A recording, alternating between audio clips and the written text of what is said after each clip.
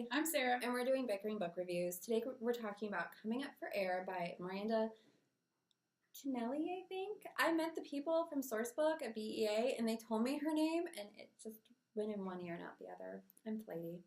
So this book is about Maggie, and Maggie's a senior in high school, and she has spent basically the last 10 years of her life training to be an Olympic swimmer. And Maggie realizes that she's missing out on all sorts of high school experiences, and she basically wants to learn how to hook up. And she decides that she is going to ask her best friend Levi, who's also training to be an Olympic swimmer, who has way more experience than her, to give her lessons. And basically that's the book. And isn't that what the book is? It is. And basically it's them swimming and hooking up. Him teaching her how to hook up.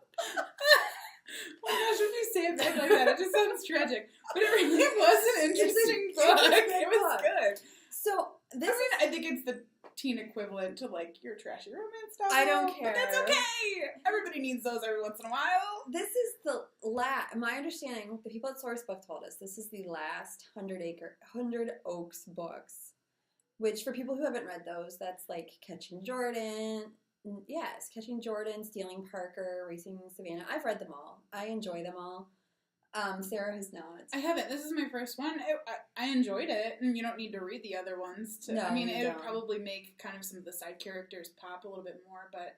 I had moments of nerdiness, because like there's a whole part at the end, which has a epilogue for Jordan and Sam, who was, she called him Henry because it's his last name in Catching Jordan, and I was like totally nerdy and excited about that.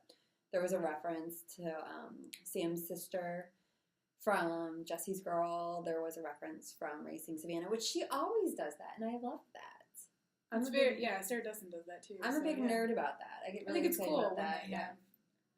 The same world kind of interactions. I like her books because they're all about girls who like sports, and you don't see that a lot. Mm-hmm. And I didn't know much about Olympic swimming, even though I watch it, and I enjoyed that aspect of it. I think it's equal opportunity. I think it's interesting that she kind of allows females in her books to explore their sexuality in a way that's another reason. Not a lot of the other novels do. I like the fact that her characters like can be sporty, but can also have a sexuality. Yeah. And that they actually do process and deal with things. I think of... Well, and it doesn't treat it as it's, like, taboo. It's just, like, I'm growing up, I'm having these feelings, and I'm exploring them. And I think that it makes it more natural as opposed to something you don't want to talk about and that's terrible and you shouldn't have. Right. I'm trying to think what else. I mean, there wasn't really any drama around... Like, there was a little bit. I mean, just to make the story book, going but, along. Like, overall, in the grand scheme of things, there wasn't any, like, real drama about what was going on. It was just kind of a natural the stories are progression. They're also believable. Like, the characters, like, I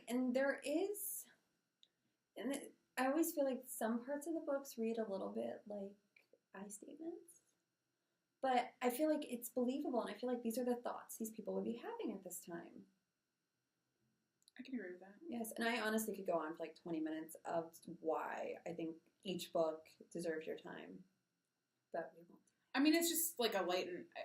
I mean, I don't know if I could stand on a soapbox for 20 minutes talking about it, but it's definitely really good, and I definitely encourage people to read it. You definitely kind of need to know that it gets down and dirty with sexuality, so you're not going to be giving it to a, 11-year-old. Right. So just kind of knowing that, I mean, I think it's definitely on the verge of new adult because, these characters are getting ready to go to college, and so they're having the college experiences. They're going to visit colleges and living that college life. So, like, that's part of it. You really would give it to an older teen, but... And at least one of the books do take place in college.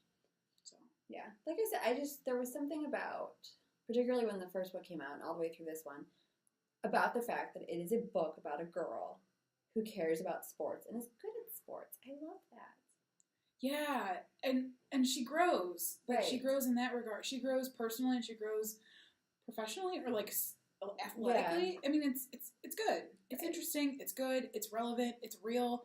It's something that would be happening, going from high school to college anyway. We should just rate it. Let's just rate this thing. Okay, so our scale starts at 5 unicorns. We go down to 2 unicorns. If we don't like it, it's a horse. I give Coming Up for Air 4 unicorns for all the reasons I've already said. I give it 4 unicorns too. This summer is having some knock out of the park books, I think. And they're, like I said, they're not the heavy duty ones, but they're the ones I'm enjoying. Right. So that's where we are with Coming Up for Air. All right, see ya. Bye.